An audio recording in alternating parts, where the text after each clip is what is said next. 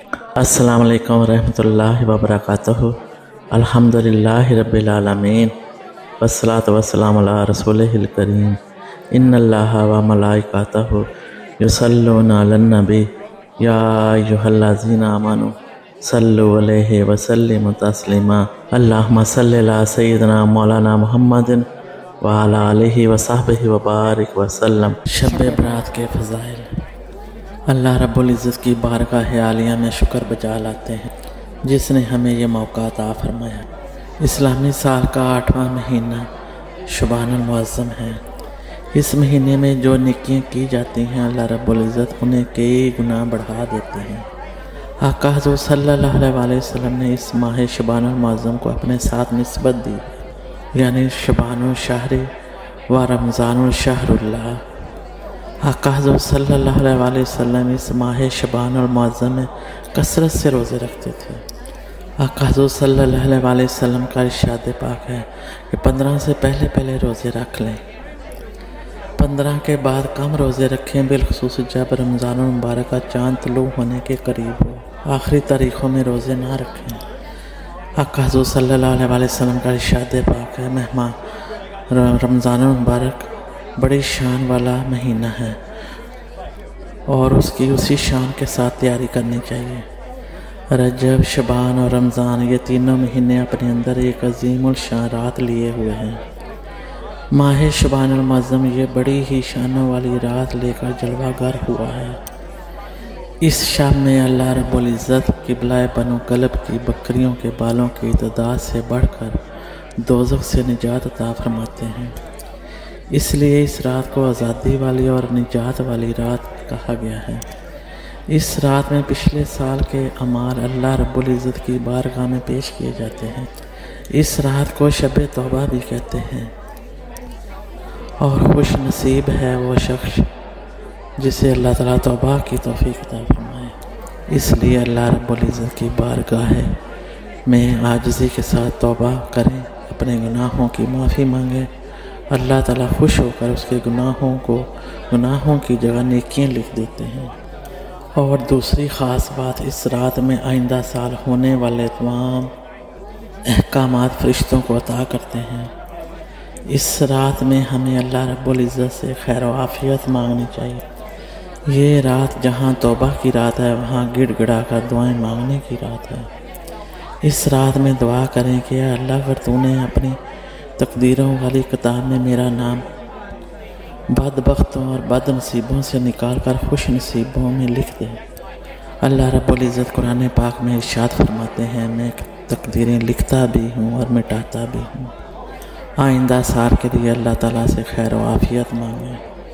سورہ دخان کی ابتدائی آیات شب برات کے بارے میں ہیں۔ آقا حضور صلی اللہ علیہ وسلم نے ارشاد فرمایا کہ شعبان المعظم کی 15ویں رات اللہ رب العزت آسمان دنیا کی طرف اپنی شان کے مطابق خاص توجہ فرماتے ہیں اور ندا دیتے ہیں کہ ہے کوئی ضرورت مند میں اس کی ضرورت کو پورا کروں، ہے کوئی مانگنے والا میں اسے عطا کروں، ہے کوئی بخشش مانگنے والا، رحمت مانگنے والا، فضل و کرم مانگنے والا میں اسے عطا کروں۔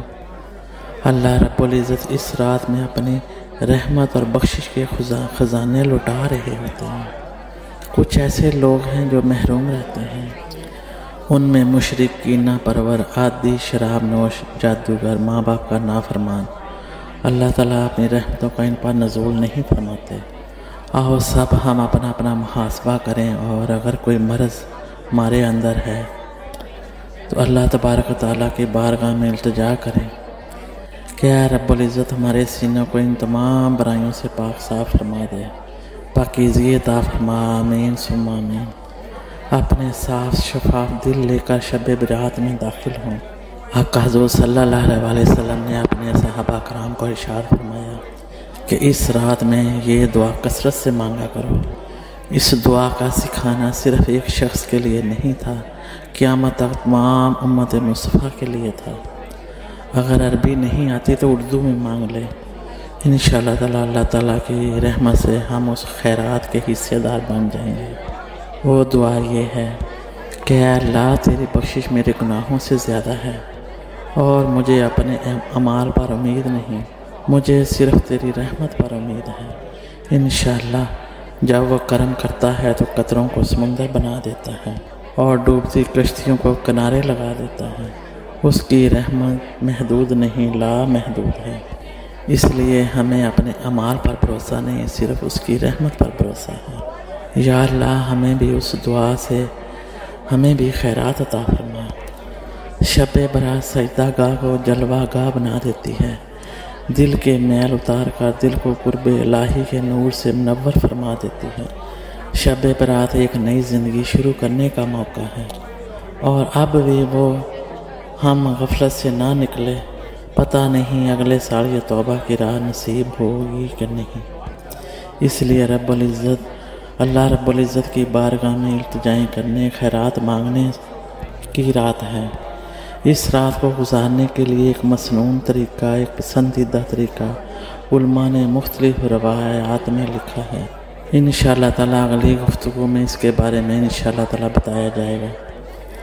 اللہ رب العزت کا بے پناہ شکر ادا کرتے ہیں جس نے ہمیں یہ موقع عطا فرمایا ہے کہ وہ اس مہینے ماہ شعبان المعظم کے تمام بخشیں، رحمتیں، برکتیں، تمام فضل و کرم امت مصطفیٰ، امت محمدیہ کے مقدروں اور نصیبوں میں کر دے۔ اللہ رب العزت جس کے ساتھ بہتری کا ارادہ فرماتے ہیں اسے دین کی سمجھ عطا فرما دیتے ہیں۔ اللہ رب العزت ماہ شعبان المعظم کے تمام فیوز و برکات ہم سب کے مقدروں میں اور نصیبوں میں لکھ دے، آمین یا رب العالمین۔ بجا سید المرسلین، اپنا بہت زیادہ خیال رکھیے گا۔ اللہ تعالی ہم سب کو اپنے حفظ و امان میں اور پناہوں میں رکھے، آمین۔ السلام علیکم ورحمۃ اللہ وبرکاتہ۔